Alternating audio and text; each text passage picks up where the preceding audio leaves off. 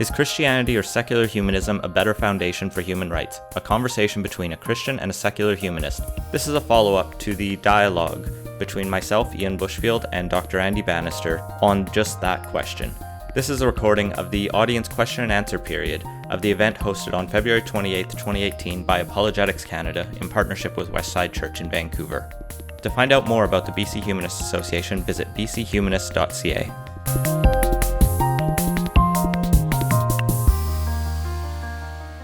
Let's get started. Now, the way we're going to do this, we're going to go until 9:30, and the way we're going to do this is you can address this question to any one of our speakers, but the other speaker will have a chance to offer a counter response if there is any. So let's start with this gentleman right here. So this evening, I've heard a term being used, and some of us were asking this question, of human flourishing, human rights leading to human flourishing. Could you just define, both of you, what human flourishing actually is and what it looks like in this discussion? Go for it. Who would like to Sure, start? I can start. Go for it. I think that's a fantastic question. I think it's one we could probably spend another 90 minutes discussing. Human flourishing, for me, involves the ideas of freedom and autonomy and the ability to live a more full life. So it's sort of the opposite of suffering in a lot of ways. So if I'm suffering, I'm not flourishing. Can I build a good life for myself, my family, my children, their children?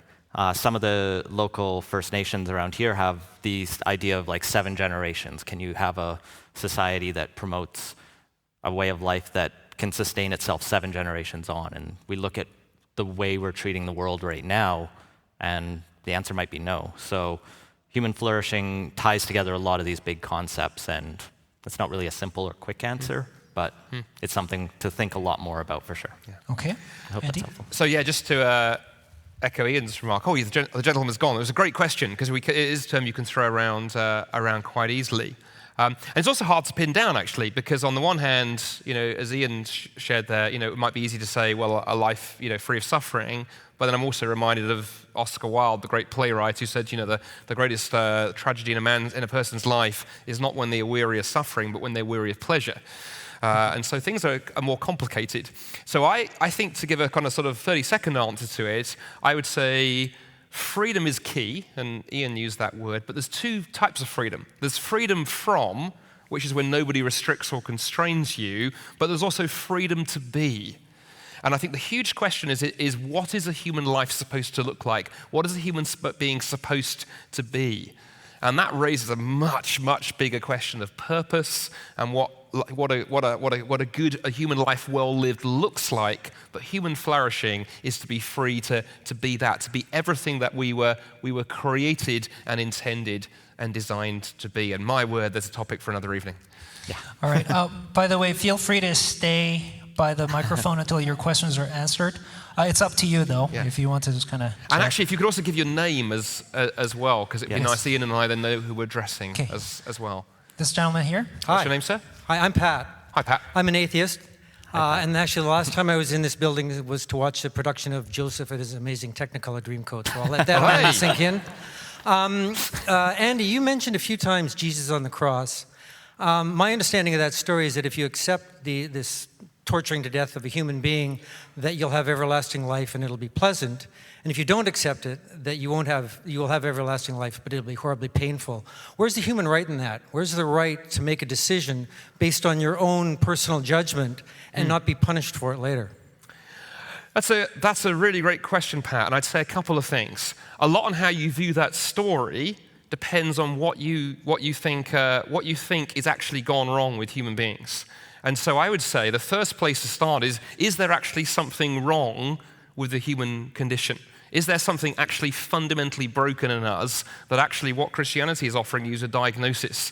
So in the sense that if you were to go into your doctor and your doctor diagnosed that you've got a terrible stomach condition and you'll die if you don't take this particular drug, and if you were to say, how dare you, doctor, impinge on my freedom by telling me I have to accept your diagnosis, how ridiculous, I'm going to be free to reject it and do something else entirely, your doctor would look at you and go, I think you've misunderstood. I've actually diagnosed there is actually something serious going on that requires treatment. And what Christianity says, it says there is actually something fundamentally broken and twisted in human nature, so drastic that it needed the cross to put it right. The interesting thing is I think that human beings are broken is something that many, many atheists agree with as well. So John Gray, one of the most well-regarded European atheists, taught for many years at London School of Economics, says in his book Straw Dogs, he says, I disagree with most of Christianity, but the one thing Christianity got right was the fall.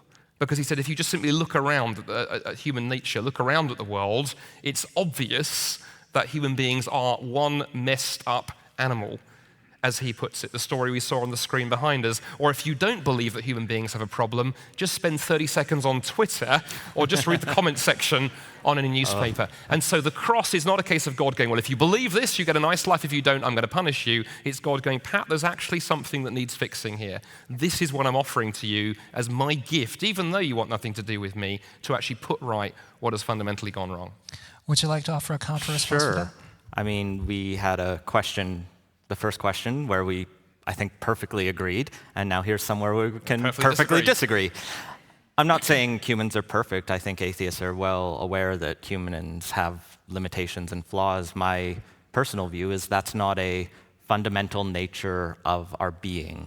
Humans have the capacity for great good and great evil. We're all this mix. We're not black and white. We're all just trying to get along. So we are this evolved ape, like we said earlier. The other thing, you mentioned it earlier, and it ties into the discussion about the cross, is you've put it in this transactional framework, the idea that Jesus was paying for our sins, but that transaction suggests the money, the exchange was with someone else, if we're going to put it in that crass analogy, or maybe the analogy breaks down there. But why couldn't he have just given it away to us, if absolve us of that? And this isn't a point for back and forth, but I know you'd really want to jump in on there, but maybe we'll come back to it with another question. It's just things that are going in my head. I'm not saying you have to defend. I know you have a response. We'll just have to stick to the rules, one response each, and we'll move to the next person here, so we can go through as many people as possible. Hello, What's hi. your name, sir? My name is Ali. First of all, I want to thank both of you for coming out and having this event with us. Question for Ian. I have two premises that I want to lay out, and then I have a question. Okay? If human rights are relative, as you have conceded, and it follows then that your version of human rights could be wrong, then it means you don't know if your version of human rights is true, let's say versus Stalin's or Hitler's or anyone else. And second premise is, you want, as a humanist, a stable foundation for society. You want some sort of truth to unite us. Wouldn't it be better, rather than having faith in your version of humanism, to instead have faith in God, His imperfect, perfect, infallible word that not only gives us a practical guide for having a stable society with a moral foundation, but also an irrefutable truth that can unite us no matter what human ideology comes against, because it is God's infallible word. Right. What is Okay. Would you like to answer? A lot there, and credit to you for expressing that so well and so clearly. On the first premise, what if there is no true, objective way to approach it? If I call myself a relativist, that's what I'm saying, is there is no, this is the best system. There might be better systems and worse systems, and that's how I've sort of approached it personally. But on the second point, and this more broader question, I sort of bring it back to when I mentioned right at the end, this idea of faith in humans versus faith in a higher power. And one way that I think about that is Occam's razor, this idea that we should reduce unnecessary or extra assumptions about the world. And so I know people exist. I know people, like I've said, and we all, I think, would agree that people have capacity for good and evil, or whatever that means, harming others and not harming others, or building societies or tearing them down. So those things I can see, and I have felt, and I can experience, and we can talk about and agree upon. How do I know that his Bible is correct? Even if his Bible is correct, how do I know his Bible and not the Catholic Bible? Or we haven't even really gotten into which of the branches of Christianity is correct, if we're going to go with Christianity. And we're sitting here in one of the most diverse cities in North America. How do I know the Christians are correct and not the Hindus, and which kind of Hindu, or the Buddhists and which kind of Buddhist. They're a little different, or the Sikhs or the Muslims. So the simplest answer for me is that not all religions kind of disagree on that fundamental principles. So they can't all be right, but they can all be wrong. Andy? Yeah. Well, firstly, I'd agree with where Ian ended. They obviously can't all be right, and so I have no time for a kind of sort of lazy pluralism that sort of says, you can believe whatever you want. I think things really matter. I always think it's interesting. We touched on this a little bit this evening. That it's interesting where you look at the birth of the human rights tradition within the Christian framework, because as I forget the name, but there's actually a Buddhist scholar who said, we have to recognize it's no accident that Buddhism, for example, never spawned a human rights tradition because of its anthropology. And so in terms of human rights this evening, I really do think there's only one framework or only one worldview that has actually given rise to the human rights tradition for very, very good reason. But I think I want to push back on, there's lots of things I could say here, but I want to respond just to the relativism point. So sorry, Ali, this is going to be slight of a tangent from what you asked, but it's the tangent that Ian went down. I think it's an important one. The problem with relativism was beautifully summed up by a gentleman called Arthur Leff, who was an atheist, taught at Yale University for many years, and wrote what to this day is considered to be one of the best essays ever on this whole question. And he says at the beginning of this, he said, look, if there's no God, he said, there's only two places we can go for things like justice and right and good and so on and so forth. We either allow every person to create their own, which is the ultimate relativist idea. You come up with your version, Steve, my version, so on and so forth. And then the problem is you've replaced God with 8 billion little godlets running around, and how do we resolve godlet claims? Or we let a bigger entity like the state just tell us what to do. But the problem is, whether it's a little godlet or the state telling you what to do, on relativism, on an atheism, and remember he was an atheist, you can look the person in the eye who's told you what to do and say, yeah, says who? Who gives you the right to tell me what to do? And he unpacks that over about 20 pages, but then he ends, I just want to end with this quotation, he ends with this beautiful little poem when he recognizes the problem this leads to. He says, despite all that I've said, he says, nevertheless, napalming babies is bad, starving the poor is wicked, buying and selling each other is depraved. Those who stood up to and died resisting Hitler, Stalin, Armin, and Pol Pot, and General Custer too, have earned salvation. Those who acquiesce deserve to be damned. There is in the world such a thing as evil, but all together now, says who? God help us. Okay, this gentleman here. What's your name, sir? Yes, I'm named after one of Dr. Bannister's great countrymen and one of the best people to have ever lived. My name is Darwin, and I'm obviously a humanist, so listen, just let's get the Hitler thing out of the way here, okay? We've gone around the edges. In Mein Kampf, he says he's clearly a Catholic. Now, that's in the 1920s when he was in prison. But in 1941, after Pearl Harbor, to his adjutant general, Gerhard Engel, he says that he'll be a Catholic until the day he dies. So, and that's in Richard Dawkins' books, The God Delusion. I forget the page number, but you're welcome to look it up. So he was a Catholic. Let's get that clear, okay? Actually, with all due respect, I'm going to push back on you on that because I'm not finished my query. I'm not finished my query. You've had your time. Now let me have my time. Let's Thank let you. him finish speak, and then you can respond to that as well. My question is concerning Bertrand Russell and his great essay, Why I'm Not a Christian. As for those of you who don't know who Bertrand Russell was, a Nobel laureate and a first signer of the Humanist Manifesto in the 1930s, and also a great mathematician.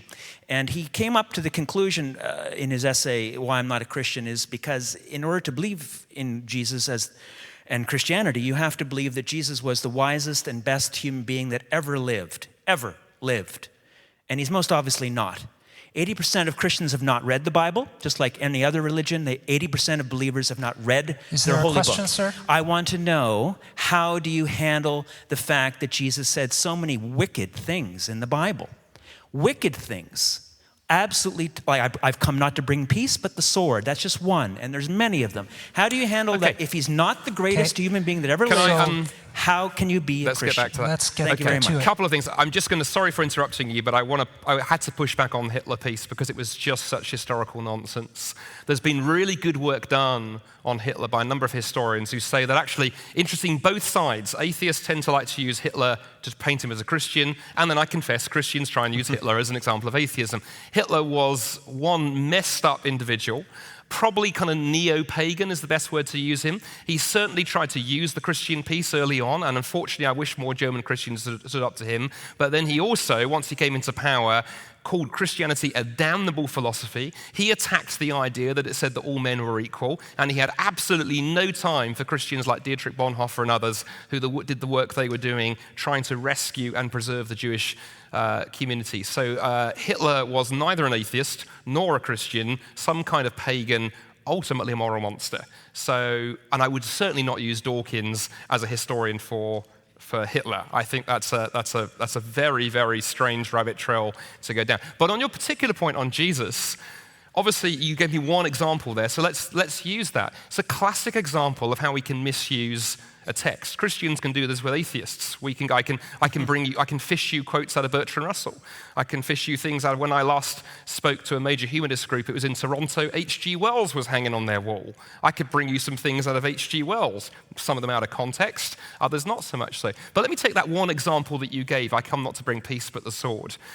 The very fact that you quoted that tells me you haven't read the passage. Because if you read the passage, Jesus is talking about that those who follow him, following Jesus is going to divide people. Families will be divided between those who follow Jesus and those who want nothing to do with those who follow Jesus. He's actually talking about the persecution that will come for his own followers. And what's interesting, of course, that prediction came true, because for the first 300 years of its existence, Christianity was a small, persecuted minority. And so when you look at the waves of persecution that happened under the Roman Empire, it's actually a miracle in many ways that Christianity survived. And as Rodney Stark, I quoted him earlier, like the great historian of the early church, and not a sort of an agnostic, I think, is where Rodney is philosophically, points out that despite all that, Christianity went from being 0.004% of the Roman Empire to 51% within 300 years. When Christians got their hands on power, I grant you things went wrong. Because religion, or in fact ideology plus power, always goes wrong. And to bring back to Hitler, where you started, to go, the lesson from that is when anybody, atheist, humanist, or religious, brings their ideology into the wheels of power, then there's a problem. Stalin did it. Christians have historically done it. There are parts of the Muslim world today where it's happening. Always be suspicious of anybody who has an ideology or a worldview who then feels that they need to use power to inflict that on others. And I think Ian and I would agree that freedom of religion and belief or non-belief is hugely important. And both Christians and non-Christians need to learn from the mistakes of their own past and take that very seriously going forward. Would you like to offer a response? Very quickly, I'll just...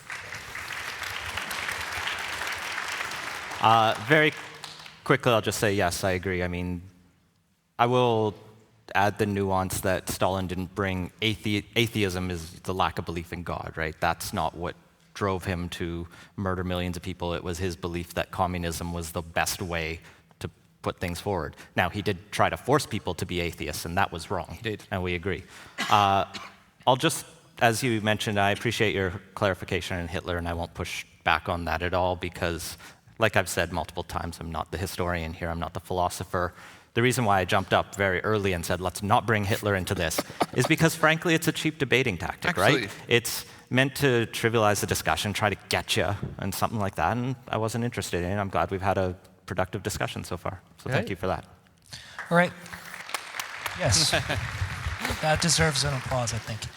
Let's move to this gentleman. What's your name, sir? Jeremy? Hi, Jeremy. Hi, Jeremy. I'm a regular attendee of Westside. To bring focus to something that's hiding in plain view, the idea of intrinsic value, which should be a part of this discussion, what would you say is the quantifiable value of intrinsic value, or how does it rank in the universe of a human being? Could you speak into the microphone? Yeah, we didn't catch that last bit. So what is the intrinsic value of a person? What is that value quantifiably, and how does it rank in the universe? Are you addressing it to Yeah, I anybody in guess particular? you went first or? last time. I can... No? Okay. We can both have a go at it. Yeah, Yeah. I think we're both happy to have a go at that. It's kind of a weird question if you're asking, like, how many dollars is this young lady in the front row worth? It kind of, everyone laughs, right? Because we kind of get that human life isn't really quantifiable in a way. It's a sort of intangible value. Even I say that as an atheist, and that's just my wanting people to also think of me that way. I don't want you to take away my autonomy or things like that, and so I don't think I can quantify it. Now we could play the trolley problem and say you're driving this trolley down the track and you have to throw the switch so you don't kill one person, but then it's going to kill 5, or which way, and do we quantify it that way? And the realistic answer is I don't think it's quantifiable, and that's why these problems are hard. And we don't really have a good answer as an atheist, or potentially even as a theist, and I'll let Andy speak to that angle. Yeah, so I can't really quantify it for you. It's intangible.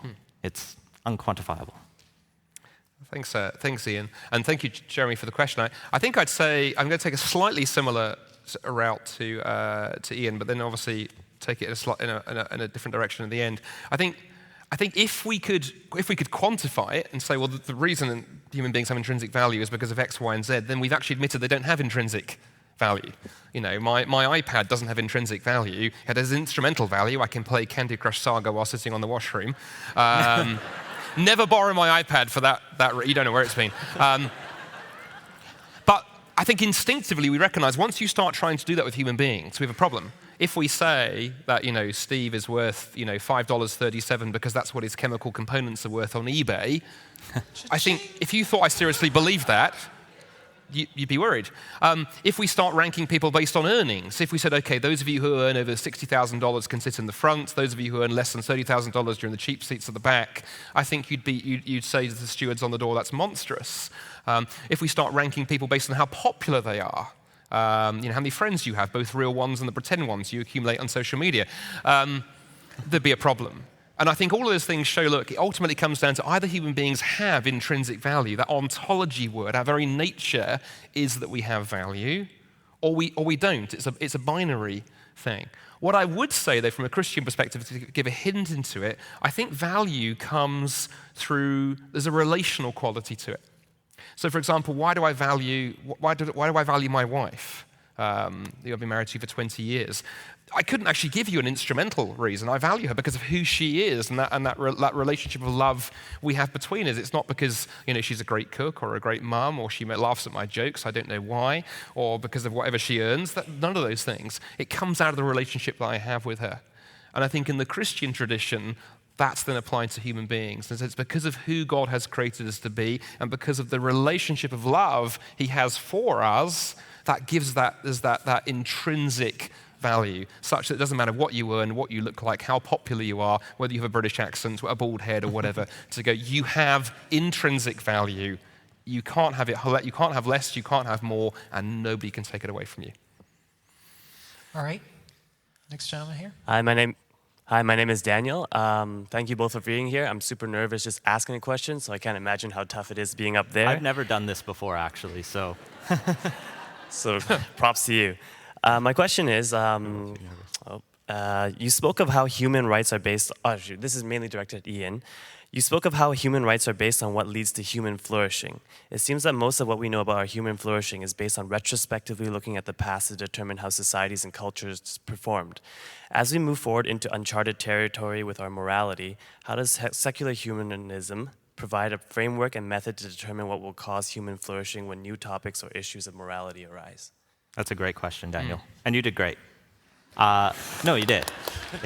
I've done that, and it's very nerve-wracking. So it's a good question, this idea of we only have the past to look at. And the approach I take as a humanist is a sort of mix of science, because science can help us answer questions. It can't really tell us what to value, but it can tell us how to approach these questions. And so we take the scientific method of observation, experimentation, hypotheses, and all these things, and apply it, and we can somewhat apply it to human flourishing once we've agreed what our values are, because those are, I think, something we have to talk about and discuss, and we can't just look to science to tell us what to value, because that can lead to dark paths. If you stop valuing people, for example, that's how you get eugenics. But science can tell us that if we do value people, what we can start to look at is what has happened in the past? Can we generate a hypothesis based on that? And then drawing that forward, we should say, we expect if we, say, enact protections on gender identity and expression, that will mean more trans people should be able to work without being fired unjustly. And I think that's how we sort of apply it to new issues, if that makes sense. Do you want to jump in? Yeah, I like the angle you took there, Ian. And it's a great question, Daniel, as well. It also ties into a topic we've touched on a little bit this evening. It ties into the whole question of progress, which is interesting. You know, how does one talk about progress when you've got some sort of hint in the rearview mirror, but you don't know where you're going? Because, of course, progress implies a destination, right? If I'm out hiking in the wilderness and my wife rings me up on my cell phone and says, "How's the hike going?" and I say, "I'm progressing," she will assume I'm nearer my destination, you know, not lost in the back of the mountains with my packed lunch stolen by a group of marauding squirrels. And so when we talk about progress, and we love to use that word, that sort of implies that we're heading somewhere. And that's, I think, interesting language. So I think I'd say a couple of things here from the Christian perspective. I think focusing in again on what it means to be human, what a human being really is, that value and that dignity we all have and we all bear as image bearers because of who God has made us to be, then we can start unpacking questions like, how do we build societies that reflect that? And that's going to lead some tough decisions, and Ian touched on this. We can't run away from questions like, what does the good life look like? And with the implication that some ways of living our life are not as worthy and are not as living up to our high standard of calling as to be human beings as others are. I think that, you know, somebody who spends their life sitting in their mum's basement eating pizza and watching Game of Thrones reruns versus somebody who perhaps gives their life working for Médecins Sans Frontières or the United Nations trying to bring justice and healthcare and wherever in some of the war-torn corners of the world, you can look at those two lives and go, one of those lives has been better lived. And I think we increasingly find it uncomfortable to do that, but if we're going to take seriously what it means to be human and what human value and dignity mean, we can't avoid those questions of the good life and what they look like, and that hopefully that will help navigate us a bit as we go into, I think, even more complex ethical situations ahead of us, because technology and science tend to raise bigger questions, not close them down. All right, over here, your name? My name is Marco, and this question is for both of you. Where does neo-imperialism and neo-colonialism fit into human rights? Both of you have kind of mentioned that either Christianity or Western society has it right, but both hint at kind of a cultural imperialism, doesn't it? I mean, we have to remember who has the real power at the UN. Good. Do you want me I to go think I first? started the last one. Yeah, I'm happy to go first. And particularly being British, you know, immediately I feel so sensitive. You know, I have a British because passport too. let's be honest, the sun never set on the British Empire because not even God would trust us in the dark. So I think there's a couple of things, Marco, built into this question that I'd just like to touch on briefly, and I'm very happy to pass the baton to, you know, my esteemed dialogue partner here. I think firstly, of course, built into that question is what do we do? And Ian and I are actually talking backstage about this during the break. What do we do about the sins or the errors of the past? You know, look here in Canada, right? There's a complex history with the peoples who were here before the Europeans came, but that's in the past. If you were an immigrant who landed 2 years ago, how are you responsible for what Canadians did, you know, 150, 200, 250 years ago? That's a complex conversation. How do we deal with historic injustices done in the name of colonialism or imperialism? So I think we have to think that through, and that's not an easy conversation. But again, it flows out of this idea of if the people who are affected are image bearers, they have value, they have dignity, then without necessarily saying, you know, the recently landed immigrant is guilty because of what happened in the past, perhaps we can still have a conversation around there is still a right thing to do, even though I may not be personally culpable. But the second half of your question I'd just like to touch on for a minute. Yeah, I would want to be very clear, and I think this probably goes for Ian as well. I'd hate any of us up here on stage to be heard to be saying Western culture is wonderful and superior, we're better than anybody else. I clearly don't think that's the case. I mean, it'd be a ludicrous position. I mean, I've got a friend of mine in the States who teaches at a college in New York who wrote a wonderful book. His name is Mike Pierce, and he wrote a wonderful book called Why the Rest Hate the West. And it's a really interesting, sobering take on what the rest of the world think about us as Westerners. There are some great things in Western culture that I think we can be excited and proud about. There are also some things that we can be embarrassed about. However, when it comes to human rights, If they exist, if human rights and dignity exist, we can't avoid the fact that transcends culture. So no culture can say, hey, we invented this is ours, and that's the danger about saying Western culture invented human rights.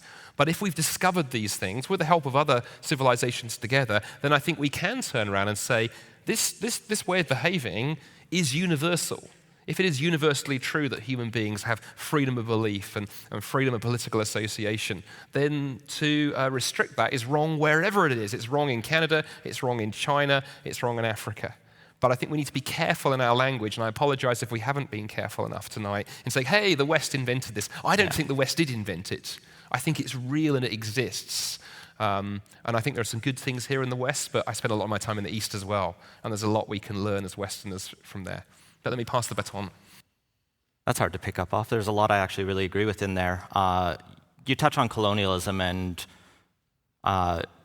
like we've been talking about, one of the things you hear so often in Vancouver, but I think it's still worth saying, and I meant to actually say it when I first sat down and hadn't heard it yet, but is this acknowledgement that we are on the traditional and unceded territories of the Squamish, Musqueam, and Tsleil-Waututh nations of the Coast Salish peoples. And that recognition sometimes gets said in a very glib, almost like formulaic, ritualistic way in Vancouver, but it's a recognition that there's grave and ongoing injustices here. And that idea that it's unceded, in a lot of Canada there were treaties made, and maybe they were fair, maybe they weren't. But in BC, mostly they weren't.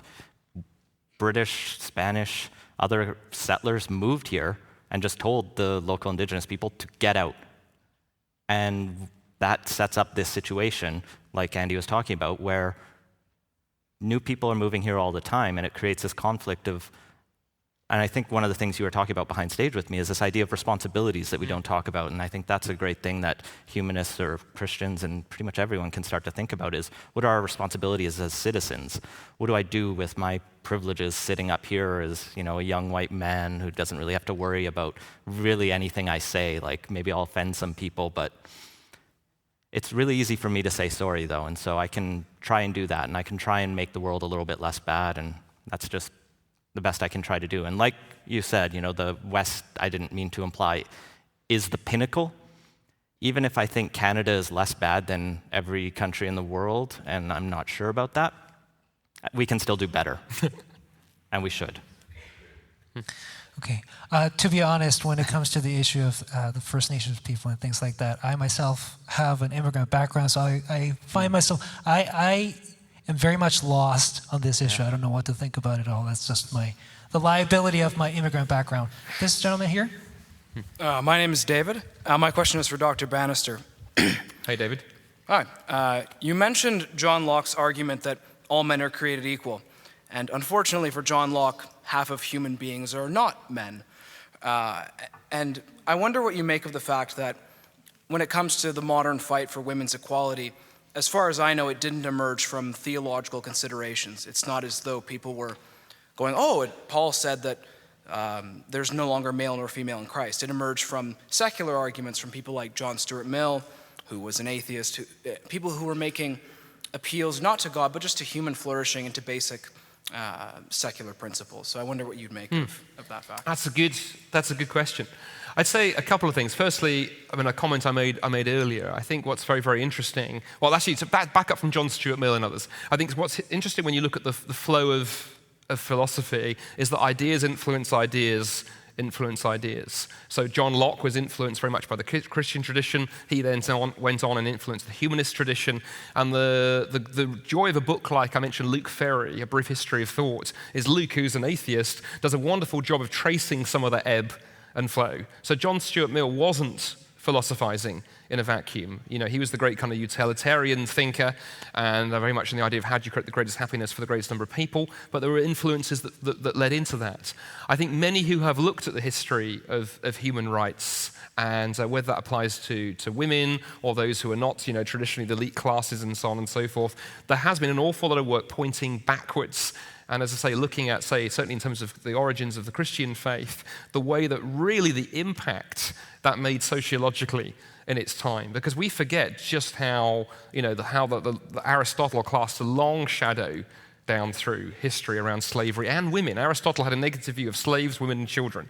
And even without mounting an argument, Christianity really defeated that just by sociological impact. And then, of course, that then spread on through things like the Irish. When Christianity comes across into Ireland, which is the way it came, through into the British Isles, you find someone like St. Patrick, 6th century, powerfully advocating for the rights of slaves, because he had been one, and also women and children. It was those three that often go together.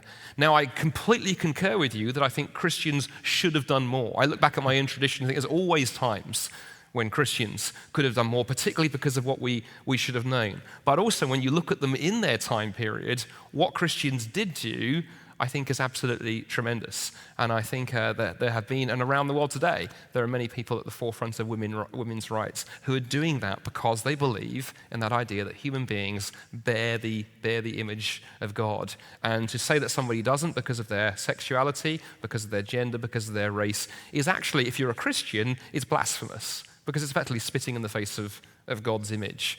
And so I think Christians have been involved in that fight, but not only. And there are many secular voices as well. And so I think to try and differentiate is problematic. Okay, Ian? I feel like that question was to you. And okay. I was almost wondering if we had time to hear from a woman. Yes, please. Oh, yes, please. Based on that question. Yeah. No, I realize we're out of time, and so I'm kind of squeezing her in. Yeah, unfortunately, we are out of time. Oh, I'm sorry, I tried. I do want to say, give me one. You've had 2.5 hours, and I'm the first woman to speak. Yes, I'm with you. Just 1 minute. I'm fine to stay. Yeah, I'm fine to. Okay. I got nowhere to be. Let's hear from this lady then, and then after her question is answered, Andy and Ian have graciously offered to stay here a little bit longer. So if you have questions that you just didn't get around to asking, come see them here. And we will have to be out of here by 10 o'clock, but we do have a little bit of time. So let's hear from this Thank lady. you. So What's your name? My name's Kisa, and I'm named after a Scandinavian village. So, and I'm also a lawyer, but that does still make me human. I'd like to thank my co-gendered person for letting me go ahead of her. But so my background, I've actually spent the last 7 months on the Highway of Tears studying Indigenous laws. And a lot of Indigenous laws focuses a lot on restoration of family and the values that are inherent and that are passed down through generations, through the ancestors, through spirituality, around how you create belonging. And it's been a very eye-opening experience for me. My background is in law reform. I worked for the BC Law Institute when I was articling on the UBC campus. And so about 7 years ago, I was a student in a study of the human right in BC that is almost never, ever brought before the tribunals. And that human right is family status. Family status it's different from sexuality or gender. It's an example would be if a woman is fired from her job because she's not able to get adequate daycare because she's a single mother. So that would be discrimination on family status grounds. So my question is, why are our human rights so individualistic? And are human rights actually a state construct or a social construct to create belonging? Ooh. I know. Wow. Good question. I'm really glad we got one more. Where have you been all evening? That's a question. Do you want to start, or do you want me to? I don't mind. Do you want to go? Sure. I do believe, as I've said a few times, that human rights are in most ways a social construct. And if you look, I think we actually talked about this briefly in backstage, that this past 30 years has been very individualistic. This sort of neoliberalism, if you want to get the buzzword of the day, right? And that's why we're not talking about responsibilities. And so I haven't actually thought about this angle of human rights and the sort of collective or group rights, I guess, has been something that has been talked about. And it's tricky and it's challenging, but it's an interesting concept, and I'm interested in more. And I want to, and this is where I think the humanist, my approach that I've sort of advocated for this, let's discuss it more and let's build off it and hopefully we can build a better world that way. That's just what I'm going to say again. So I like it. I'm for it. Yeah, I love the way you framed it as the kind of right that no one talks about. And I think I'm going to sort of pick up where Ian left off. I mean, I do think a lot of rights talk, if we're not careful, becomes very individualistic because it works well that way. My rights, we like that idea. These are mine, hands off. And anyone who dares trample on my right to X, Y, or Z, I'm going to come and give you a piece of my mind. I think that breaks down a number of ways, particularly when it collapses into a kind of sort of social contract theory, because what happens if you don't have the ability to take part in the social contract? I mentioned Down syndrome earlier, but there are people who are more profoundly impaired than that condition, who have nothing they can give to society. So what does a social contract look like? And equally, if we construct human rights merely in terms of a kind of, well, we need a way of regulating society so we don't beat each other up. As somebody said, well, now you just collapsed human rights to a non-aggression pact. And human rights becomes this thing we do because we're all scared of each other. And so in fear, we sort of have to put these barriers up to protect us from each other. And ironically, human rights then pushing us apart rather than pulling us together. So I think we've got to find a way of talking more corporately. Responsibility is one way of doing that. I love to bring this in right at the end, but I do sometimes sort of, when I'm teaching on university campuses, like to be iconoclastic and go, at times I wonder whether I actually believe in human rights. I think I do, but I'm increasingly struggling. I believe in human responsibility. That rather than you have a right to not being, dinged around the head with a baseball bat, I have a responsibility not to ding you around the head with a baseball bat. And responsibility then opens up all kinds of other things. I was saying to Ian backstage, like I read the other day, Brazil, I think it is, have just granted human rights to part of their rainforests, rights to rainforests, because they don't want them being cut down and deforested. And I found myself thinking, that's ludicrous. Forests don't have rights. Human beings have a responsibility to the natural world. And then you see, that brings us into family. Because I think not merely do we have a right to family life, I also think in family we have a responsibility to each other.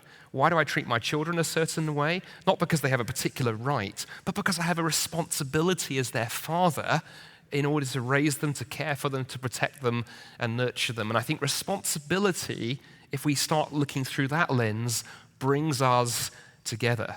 And I think at the heart of Christianity is also this profound idea of family, that God has created us, that love is the supreme ethic in the universe, and God has created us to love one another and to love Him. There's a vertical relationality and a horizontal relationality that lies at the heart of Christian ethics, a whole other discussion. But I think you're dead on, and if you're going into law, shout that one loudly. She's already there. You're already there. Sorry, I thought you said student. Shout it loudly, because we need to have that voice heard. Lawyers are humans too. We got that. Oh, amen. Some of my best friends are lawyers. Yeah. We are out of time, so we'll wrap up here. But again, Andy and Ian will stay here. We kind of skipped over you over here, so we'll let you come to them first. But thank you so much for joining us here. Make sure you go to the table, check out the resource from Andy and Ian. Thank you so much.